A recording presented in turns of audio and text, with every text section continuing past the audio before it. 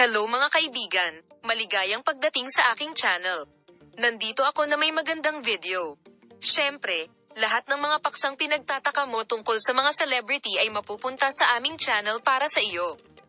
Huwag kalimutang mag-subscribe sa aming channel para sa mga kasalukuyang post at balita, i-like at i-share ang aking video. Naubusan na ng pasensya sina Engin Akyurek at Tagbabuyak Ustan, dalawa sa pinakasikat na aktor ng Turkey. Ang dalawang magaganda at matagumpay na bituin na ito ay naging paborito ng magazine press sa mahabang panahon, ngunit ngayon ay dumating na ang huling straw. Labis na nagalit ang duo tungkol sa tumaas na atensyon ng media nitong mga nakaraang linggo.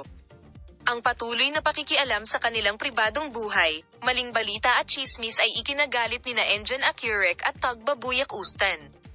Nag-react ang sikat na mag-asawa sa pamamagitan ng paggawa ng masasamang pahayag sa mga miyembro ng press sa isang party nitong nakaraang linggo. Ayon sa pahayag ng isang Sky Flyer na dumalo sa party, habang tahimik na nagsasaya sina Engin Akyurek at Tagbabuyak Ustan, lumapit sa kanila ang ilang miyembro ng press at nagsimulang magtanong, nawalan ng pasensya ang dalawa at galit na isinara ni Engin Akyurek ang isyong ito.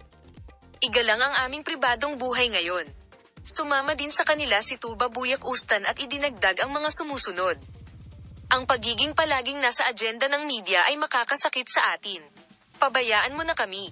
Ang mga malupit na pahayag na ito nina Engin Akyurek at Tagbabuyak Ustan ay may malaking epekto sa mundo ng media at magazine. Maraming sikat na pangalan ang pumanig at nagpahayag tungkol sa kanilang pribadong buhay.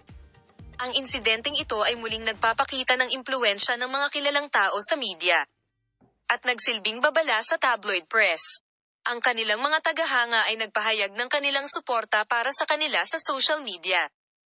Gayunpaman, una ang transplant at kung anong mga hakbang ang gagawin ni Tagbabuyak Ustan mula ngayon ay naging isang bagay ng pag-usisa.